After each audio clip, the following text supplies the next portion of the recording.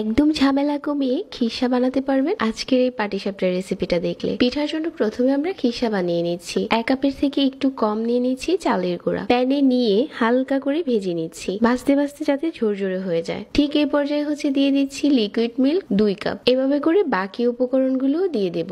এখন এই খিরসার মিশ্রণটা অনেকটা ঘন হয়ে গেছে। এখানে দিয়ে দিচ্ছি স্বাদ মতো খেজুরের গুড়। গুড়টা খুব ভালো করে মিশিয়ে নিয়েছি। এখন ফ্রেশ করানো নারিকেল দিয়ে দিচ্ছি 1 ফুট কাপের মতো হবে। স্বাদ মতো লবণ দিয়ে দিলাম। আর এখন আমাদের খিরসাটা রেডি হয়ে গেছে। 2 কাপ চালের গুঁড়ার সাথে নিয়ে নিচ্ছি 1/2 কাপ ময়দা, 1 ফুট কাপ গুঁড়া দুধ, আর এখানে 1 ফুট কাপ নিয়ে নিচ্ছি পাউডার সুগার, 1 চা চামচ লবণ, আর প্রথমে আমি এখানে দিয়ে দিচ্ছি 2 কাপ পানি। পাটিসাপটা বানানোর জন্য মিশ্রণটাও রেডি। আর একটা গোল চামচ দিয়ে এভাবে করে ঘুরিয়ে দিচ্ছি। ঢাকনা দিয়ে ঢেকে দিচ্ছি মাত্র 30 সেকেন্ডের জন্য। তারপর একটা সাইড থেকে এভাবে করে বাজ দিয়ে দিচ্ছি। আজকে সবগুলো পিঠা এভাবেই বানিয়ে নেব। বানাতে সহজ আর খেতে মজা। এবারে শীতে এটা বানিয়ে দেখতে পারেন।